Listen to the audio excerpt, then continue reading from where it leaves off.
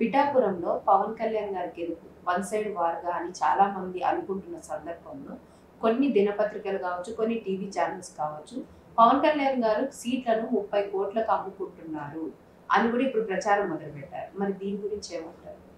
ఇక్కడ ఒక వాస్తవ పరిస్థితి ఏంటి అంటే, పవన్ కళ్యాణ్ గారు ఆవేశపరుడు, అంటే రాజకీయాల అనుభవం లేదు, ఇటువంటి విమర్శలు చేస్తే దాన్ని మనం అర్థం చేసుకోవచ్చు. ఆయన లైఫ్ స్టైల్ చూసినా, ఆయన ఎంచుకుంటున్న రాజకీయ విధానాలు చూసినా, రాజకీయంగా ఆయన అవినీతికి పాల్పడ్డారు.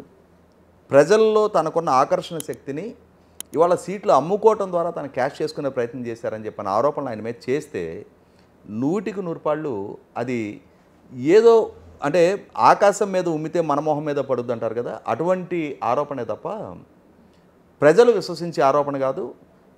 దశాబ్దంన్నర కాలంగా పవన్ కళ్యాణ్ గారిని చూస్తున్నాం మనం. 2009లో చిరంజీవి గారు ప్రజారాజ్యం పార్టీ ఏర్పాటు చేసినప్పుడు ఆ రోజు యువరాజ్యం అధ్యక్షుడిగా మొట్టమొదటిగా ఆయన రాజకీయ ప్రస్థానం మొదలైంది. ఆనాటి నుంచి ఈనాటి వరకు ఆయన సమస్యల పట్ల స్పందించే తీరు, కొంత భావుకత ఉంది ఆయనలో. డెఫినెట్గా ఆవేశపరుడు, అందులో డౌట్ లేదు. ఎప్పుడైనా ఆవేశపరుడికి అవినీతి చేసే ఆస్కారం ఉండదు.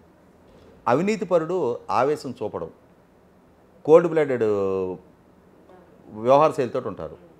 ఖచ్చితంగా పవన్ కళ్యాణ్ గారిలో రాజకీయ స్వార్థమే ఉండున్నట్టయితే 3000 మంది కౌలు రైతులకి ఆయన రెక్కల కష్టంతో సంపాదించుకున్న డబ్బులతోటి సహాయం చేయరు. 30 కోట్ల రూపాయలు ఆయన కౌలు రైతులకు సహాయం చేశారు. ఆ రైతుల కుటుంబాల్లో ఎదురవుతున్న కన్నీళ్లను చూసి ఆత్మహత్య చేసుకున్న కుటుంబాలకి నాకు చేతనైన సహాయం చేయాలి అని చెప్పి ఆయన సహాయం చేస్తూ వచ్చారు. 2009లో పవన్ కళ్యాణ్ గారు కూడా చిరంజీవి గారి లాగానే రాజీధోరణి ప్రదర్శించున్నట్టయితే ఆ రోజే కాంగ్రెస్ పార్టీలో మంచి పదవులు ఆయనకి దక్కుండేవి. మనం కాంగ్రెస్ పార్టీకి వ్యతిరేకంగా పోరాడాం. మనం కాంగ్రెస్ పార్టీకి వ్యతిరేకంగా ఎన్నికల్లో ప్రచారం చేశాం. ప్రజలు కాంగ్రెస్ పార్టీకి వ్యతిరేకంగా మనకు ఓట్లేశారు. ఇవాళ కాంగ్రెస్ పార్టీలో జాయిన్ కావడం అంటే మనకి ప్రజలు ఏ నమ్మకం అయితే మన మీద చూపారో ఆ నమ్మకాన్ని అమ్ముకోవటమే. ఇటువంటి రాజీధోరణి నేను ప్రదర్శించను అని చెప్పని తన సోదరుడితో కూడా విభేదించి ఆయన కాంగ్రెస్కి వ్యతిరేకంగానే ఉండిపోయారు.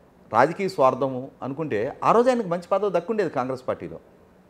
చిరంజీవి గారికి కేంద్ర మంత్రి పదవి ఇస్తే ఈయనకి రాష్ట్ర మంత్రి అయినా ఇచ్చుండేవాళ్ళు ఆ రోజు. అటువంటి రాజీధోరణి ప్రదర్శించలా. 2014 ఎన్నికల్లో ఆ రోజు తెలుగుదేశం పార్టీతోటి ఎలయన్స్ సందర్భంగా నాకు 4 సీట్లు ఇవ్వాలి, 10 సీట్లు ఇవ్వాలి, నాకు ఒక రాజ్యసభ ఇవ్వాలి అని డిమాండ్ చేసి తీసుకొని ఉండొచ్చు. అటువంటి అవకాశవాదపు రాజకీయాలు ఆయన ఎంచుకోలే. 2019 ఎన్నికల్లో తను పోటీ చేసిన 2 స్థానాల్లో ఓడిపోయారు ఆయన. తన పార్టీ తరఫున ఒకే శాసనసభ్యుడు నెగ్గాడు. ఆ నెగ్గిన సందర్భంగా 2009లో చిరంజీవి గారు ఎట్లయితే కాంగ్రెస్ పార్టీతో రాజీ చేసుకొని ఆ పార్టీతో విలీనం చేసేశారో, ఇక పవన్ కళ్యాణ్ గారు కూడా రాజకీయ ముఖచిత్రం మీద కనిపించరు. ఆయన స్వయంగా 2 స్థానాల్లో ఓడిపోయారు. ఆయన పార్టీ తరఫున నెగ్గిన ఒకే శాసనసభ్యుడు అధికార పార్టీలో చేరిపోయాడు. ఇక ఈయన రాజకీయ ముఖచిత్రం మీద కనపడరు అనుకున్నారు. కానీ ఆయన రాజీ పడలా. ఆయన ప్రభుత్వంతో కొల్లుడు అవ్వలా. మీ పార్టీలో విలీనం చేసేస్తా, నాకేదైనా పదవి ఇవ్వండి అని రాజీధోరణి ప్రదర్శించుంటే ఆయనకున్న క్రౌడ్ పుల్లింగ్ ఎబిలిటీకి ఖచ్చితంగా జగన్మోహన్ రెడ్డి గారు దగ్గర చేర్చుకునేవాడే. ఆ వైఖరి పవన్ కళ్యాణ్ గారు ప్రదర్శించలా. ఆయన పోరాట పందానే ఎంచుకున్నారు. తన రెక్కల కష్టం మీదే పార్టీని నడుపుతూ వచ్చారు. కష్టాలు ఎదురైనా, అవమానాలు ఎదురైనా తన మీద మూకుమ్మడి దాడి వైసీపీ పార్టీ నుంచి చేస్తున్నా, ఆయన వ్యక్తిత్వానికి పాల్పడుతున్న, ఆయన వైవాహిక జీవితాన్ని చర్చనీయాంశం చేస్తున్నా ఎక్కడ రాజీ పడని ధోరణి ఆయన ప్రదర్శిస్తూ వచ్చారు. అటువంటి వ్యక్తి మీద ఇవాళ రాజకీయంగా కూటమిలో సీట్ల సర్దుబాటు జరిగింది. ఖచ్చితంగా తెలుగుదేశం పార్టీకి 170 స్థానాల్లో పోటీ చేయగలిగే అభ్యర్థులు ఉన్నారు. జనసేన పార్టీకి కూడా చాలా నియోజకవర్గాల్లో పోటీ చేయగలిగే అభ్యర్థులు ఉన్నారు. కానీ సీట్ల సర్దుబాటు జరిగిన తర్వాత కొన్ని నియోజకవర్గాల్లో పోటీ చేసే అవకాశం కోల్పోతారు. కొంతమందికి రాజకీయంగా అవకాశాలు కోల్పోతారు. ఆ కోల్పోయే సందర్భంలో ఎవరైతే రాజకీయ అవకాశాలు కోల్పోయారో వాళ్ళు ఇవాళ రోడ్డెక్కి విమర్శలు చేస్తే అదే అంటున్నా. ఇప్పుడు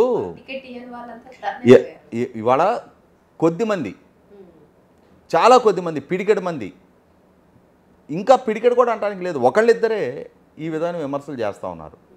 కానీ పవన్ కళ్యాణ్ గారిని క్లోజ్గా అబ్జర్వ్ చేశాను. నేనైతే పవన్ కళ్యాణ్ గారిని ఎప్పుడు కలవలా, ఒక్కసారి కూడా వారిని కలవలా.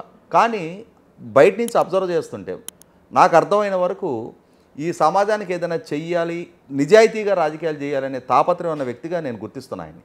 చాలామంది రాజకీయ అవకాశవాదులు, రాజకీయంగా కరప్షన్కి ప్రాధాన్యత ఇచ్చేవాళ్ళు ఉన్నారు. పవన్ కళ్యాణ్ గారు అటువంటి కోలోకి చెందరనేది నేను 100% భావిస్తూ ఉన్నా.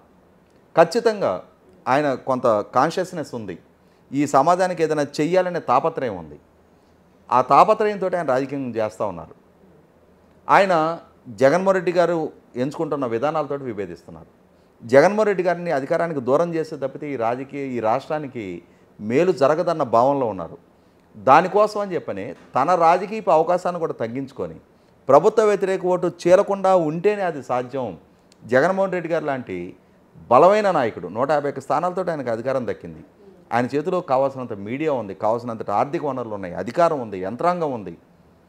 అటువంటి నాయకుడిని ఢీకొట్టాలి అని అంటే ఆయనకు వ్యతిరేకంగా పోటీ చేసే పార్టీలు ప్రభుత్వ వ్యతిరేక ఓటును చీల్చుకున్న పక్షంలో అది ఆయనకి అడ్వాంటేజ్గా మారడానికి ఆస్కారం అవుతుంది. కాబట్టి ఆ వ్యతిరేక ఓటు చీలకుండా ఉండటం కోసం కూటమిగా పోటీ చేయాలనేది ఒక స్థిర నిర్ణయంతో ఆయన ఉన్నారు. ఆ దిశగా ఆయన తను తగ్గించుకున్నారు, తన సీట్లు త్యాగం చేశారు. అంటే రేపు రోజున జగన్మోహన్ రెడ్డి గారిని ఓడిస్తే రాష్ట్రానికి మేలు జరుగుతున్న భావనలో ఆయన రాజకీయం చేస్తున్నారు తప్ప అదేదో తనకు వ్యక్తిగతంగా ఏదో కోట్లు వచ్చి పడతాయి, సీట్లు అమ్ముకుంటాను అని చెప్పని ఇటువంటి ఆరోపణలు చేయడం అనేది 100% బహుశా రాజకీయంగా అవకాశాలు కోల్పోయిన వాళ్ళు, మాకు సీటు దక్కలేదనే ఫ్రస్ట్రేషన్లో ఉన్నాళ్ళు ఇప్పుడు కూటమి వల్ల ప్రభుత్వ వ్యతిరేక ఓటు కన్సాలిడేట్ అవడం వల్ల ఖచ్చితంగా ఈ కూటమిలో అవకాశం దక్కించుకుంటే ఎమ్మెల్యేనో ఎంపీగానో స్థిరపడతామన్న ఆశపడటం సహజం. ఆ ఆశ కోల్పోయామని నిరుత్సాహపడటం సహజం. కానీ ఆ నిరుత్సాహంలో ఇటువంటి బేస్లెస్ ఎలిగేషన్ చేయడం వల్ల వాళ్లే ప్రజల్లో పలసనవుతారు.